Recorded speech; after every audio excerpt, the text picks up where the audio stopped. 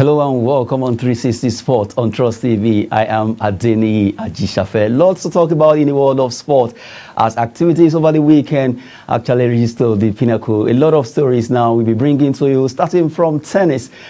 Tennis in Kano, where the Dala Hard Court saw a lot of competition between the tennis players. Now we look at the event there. Now let's talk about the winners, Joseph Ime and Mary Love Edward. They won their event. Joseph Ime was able to win his own event against Wilson Igbinova, as he was able to win 7-5, 7-6 in that encounter, winning 1 million naira for himself, lifting that Dala Hard Court, while Mary Love Edward won 6-2, 6-2 against Anu Ayegbusi by that particular margin, and right now she's celebrating, going home with 500,000 in the competition. Ayegbusi went home with 300,000, while Wisi Igbinova went home with 500,000. Good one for the fact that tennis player in Nigeria, they were able to use that particular template to showcase their tennis player. Let's see what happened between Wisi Igbinova and Joseph Ime.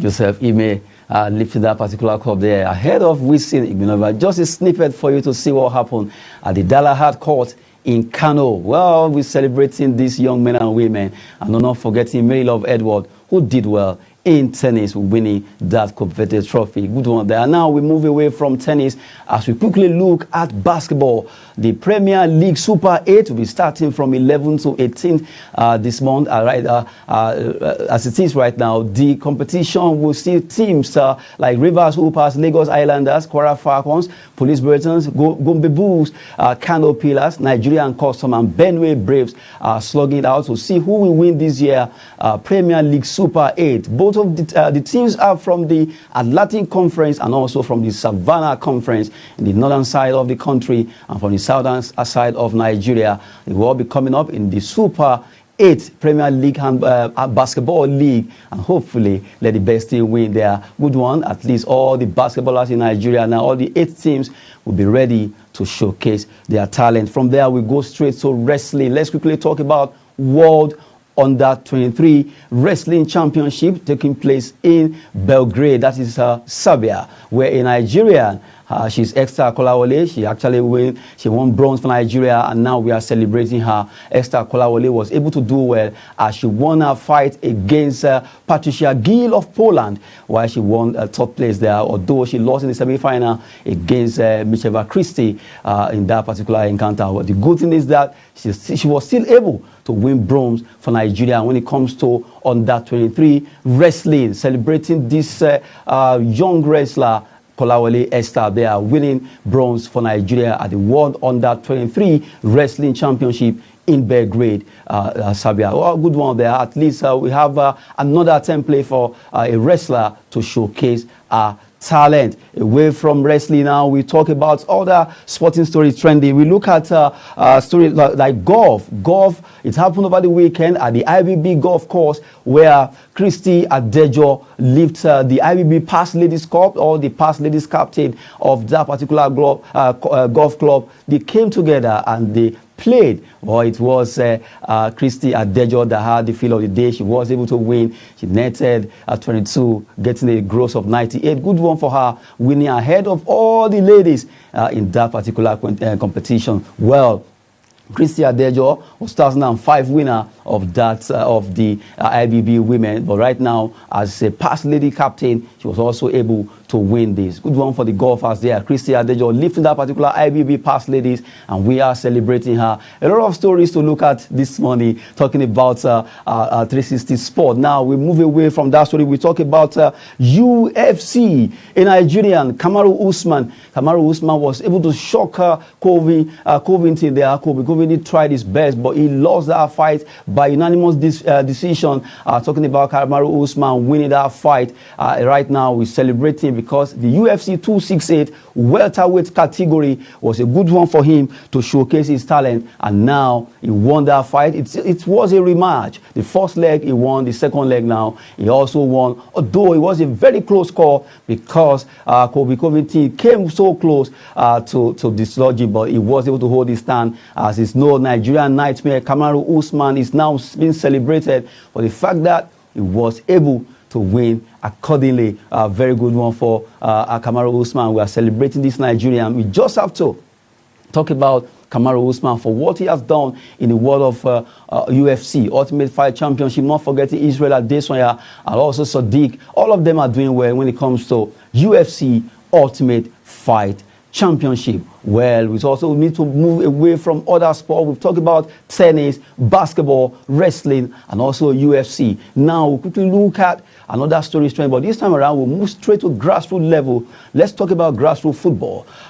Just on Saturday at the Old Parade Ground Area 10, two teams started the FCT, that is Federal Capital Territory Football Association League for 2021-2022 season between Waco FC, defending champion, and Unified FC. Well, United FC and Waco FC, they shared the spoil there. It ended 2-2. We were there to actually cover that particular event.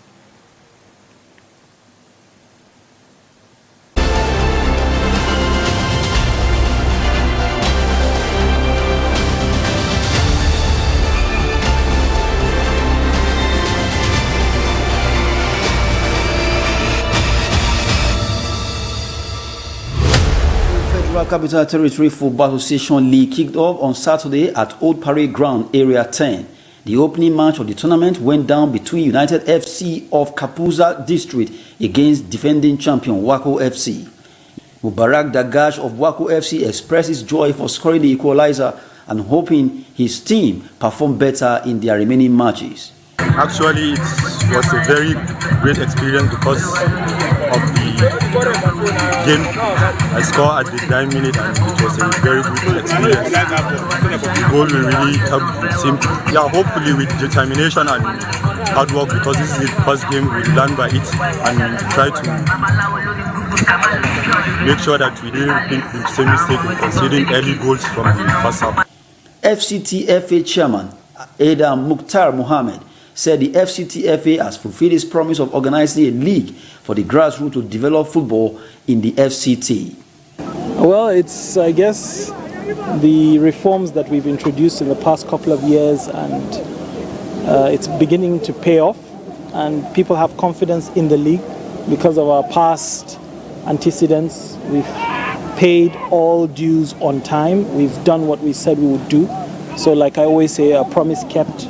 And that has given confidence, despite the pandemic, for people to have the confidence that the facilities, the preparations, and the arrangements are in place. 59 teams are participating in the 2021-2022 FCTFA League.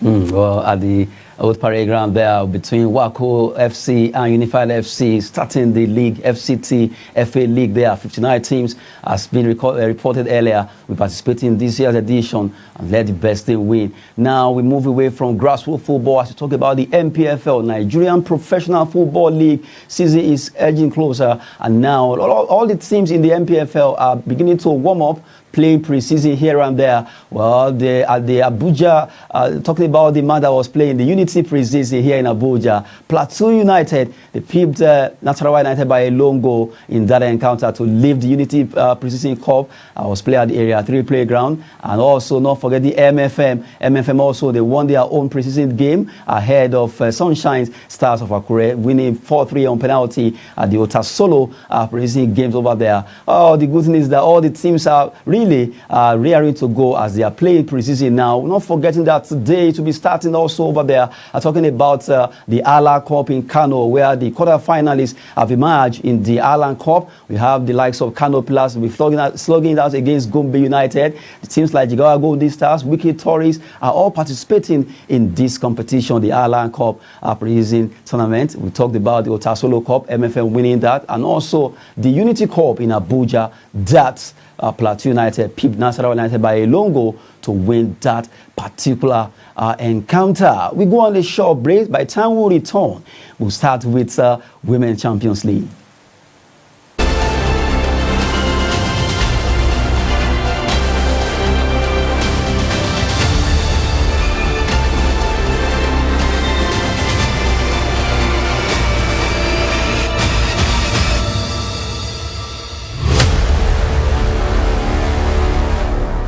2021-2022 Federal Capital Territory Football Association League kicked off on Saturday at Old Parade Ground, Area 10.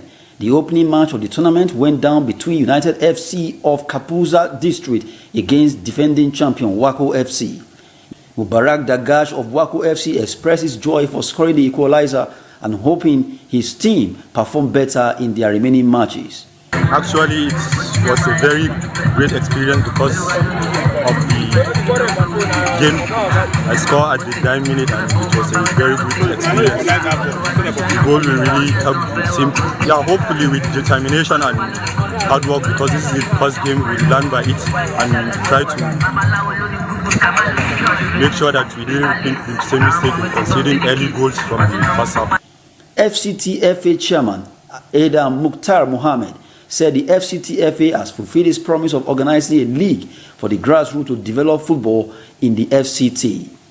Well, it's, I guess, the reforms that we've introduced in the past couple of years, and it's beginning to pay off, and people have confidence in the league because of our past antecedents. We've paid all dues on time. We've done what we said we would do. So like I always say, a promise kept. And that has given confidence, despite the pandemic, for people to have the confidence that the facilities, the preparations, and the arrangements are in place. 59 teams are participating in the 2021-2022 FCTFA League.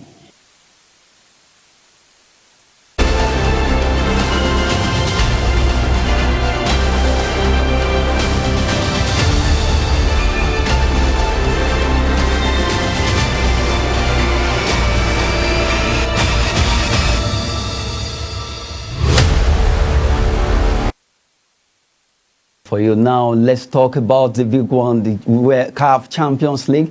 It has started like a joke because the debuting teams now, talking about the 8 teams that started this competition, and now they have started playing. Well, CAF Women's Champions League over there in Cairo, Egypt, where Rivers Angels lost their game. Talking about this particular match now, were so painful. A lot of Nigerians were not happy with that particular score for the fact that Rivers Angels lost by just not 1, not 2, 3 goals. Now I have in the studio with me to talk about all this story this morning, talking about David Oku, a sport journalist who is joining me to talk about this. Good to have you. Yeah, great to see you. How are you doing? I'm fine. So now let's talk about the Women's Champions League. This is the first edition of the Women's Champions League in Africa. Rivers Angels of Nigeria, they traveled to Egypt, got their first match, 3-0 down. Was it because of the journey or was it because of performance? David? Well, a lot of questions there needing answers. I'll start with preparations. You know, I think you need to prepare, because CAF has said these are the teams that have qualified to the final tournament, and it's over a month ago. So I'm thinking maybe there's been some delays in the visa processing, or other issues, logistics could have hampered them, you know, because a long time I've followed Rivers Angels. They've been in Lagos, you know, training ahead of this competition. So I was perplexed to hear that they were still in Nigeria up until Friday and had to scamper to Lagos to use the flight. I got info firsthand that they were denied visas. And why should that be when CAF, you know, has given an invitation to that? So there's something wrong, and I think the administration at River State need to answer to this.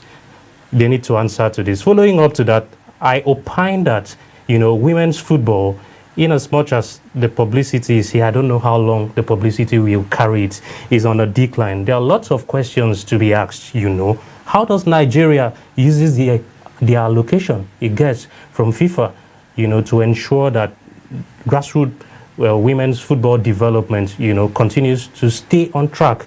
What percentage goes to the grassroots women football development? You know, questions, like I said, needing answers. And the chairperson of the Women's League, that's Madam Aisha Falodi, you know, would be in a better position to answer to all of these setbacks that have been happening. I think she has a better answer. Someone said that could it be intentionally to just create some psychological effect on the ladies by that visa denial before they were finally being given, then before they moved to Cairo, so that their performance would drop? Someone was saying that from another angle of the story. Yes, people would always have different opinions, but it is left for you, you know, as a trusted person, you as a verified person, to give them the answers to that. Like I said, firsthand, they were denied visa. They got visa on arrival. Visa on arrival were given to them in Cairo. But you see, you have a game on Saturday, and you arrive Cairo at 21:30 hours. How do you prepare for a game the next day under the frigid cold? So automatically it means you were jet lagged. Of course, a lot of things would have happened. I'm dismayed by the fact that some people, you know, have been accusing the girls, criticizing them. There's no how you can compete under such circumstances. There's absolutely no way. The ladies who beat them, ASFAR of Morocco, had arrived in Egypt days back. And the closeness of, if you look at Morocco compared to Nigeria, even though they are almost West Africa too, but we need to have gone there earlier. Yeah, of course, we need to have gone there earlier. Acclimatized to the situation in Egypt is difficult at the moment due to the weather. It's cold in the night, you know, and the timing for the Rivers Angels game was 6 p.m. Now let me quickly take you on today's match. Rivers Angels playing against Mamelodi Sundowns ladies. Do you think they can at least wake up from their slumber and do something better against Mamelodi Sundowns? Yeah, Mamelodi are a strong side. They won their opener by a goal to nil. Surprisingly, a lot of people were looking forward to many goals. But I'm thinking Rivers Angels need to gather all of their experience. They are not a small side. You know, now they've settled. Let's see if some of those cracks we had in the opener, you know, are being dealt with. So Edwin has got a lot of job on his hands. He knows if he gets a result against Mamelodi tomorrow, then fine, Rivers Angels have hope going into the final group game. Good one there. Now let's leave Women Champions League at least for now. We'll still come back to that in our subsequent edition. But let's just go straight to Europe because of our time. Let's talk about a lot of matches over there in Europe. But the biggest one was Manchester United against Manchester City. Accra City. It was a derby, a big one between the two clubs. Chelsea also had a very strong against Burnley. Liverpool, West Ham hammering them 3-2. It was the hammer was because a lot of people thought that Liverpool will win, but West Ham, who has actually demolished a lot of big teams this season, Manchester City, Man United, Tottenham Hotspur, they've done it. Talking about David Moyes and his lads, they are really doing well. And just have to give it up to Manchester City, demolishing Man United at Old Trafford, winning them 2-0. Good one for Manchester City. Well, as it is now, quickly, let's do something. Let's go to, let's give you the reactions. We have a Man United fan in the person of Necha, a Man United fan, who actually spoke to us. We also had a reaction from one of the Chelsea fans. But first of all, let's look at the Man United fan, Nechi Joshua. The way I see Manchester United, my team, we have to wake up and sack that coach before we will end up at the relegation zone. If we did not sack that coach, now so we will continue the lose match. So Manchester United board made them sack that coach. We don't need them again. Chelsea fans, I'm a complete Chelsea fans. Since they born me, I grew up, I'm a Chelsea fans. Anywhere I go, even Chelsea lose or they win, I still remain a Chelsea fans. Because Burnley, they are always play Chelsea because they are a small team, but once they jump with Chelsea, they're very strong. But true, Chelsea is not a small team. Chelsea will always perform very well and they play well. They are winning their match. Now, up to now, they are still on the table. Because there's not anybody top them. They still win. But Burnley, they always get strong and power because they are always winning them. I don't know why, but we cannot give up. Chelsea can always win their match. Even though they win them, they lose them, we are still a Chelsea fan. Up Chelsea. Of Chelsea, according to that Chelsea fan there, and then Manchester United fan saying they should sack Ole Gunnar Solskjaer. We just got that reaction for you. part of the show to add some spice to 360 Sport. A lot of fans out there. Very soon when the MPFL start, we'll also get reaction from people. Now back to the studio. David, looking at what happened over the weekend, a lot of big matches, top 5 in Europe now, looking at Man City, Man U, 2-0. You have Valencia against Atletico Madrid, a lot of matches, but at it is right now, what is happening to Man United? Briefly. You know, you said it's a demolishing win, and someone might have seen this score and say it's 2-0 demolishing. Well, it could have been worse. But for David De Gea, it could have been a landslide, victory for Manchester. It could have been 7 or 8. There is real problem at Manchester United, and I think it is internally. I think this team, went this bad last campaign. We saw them.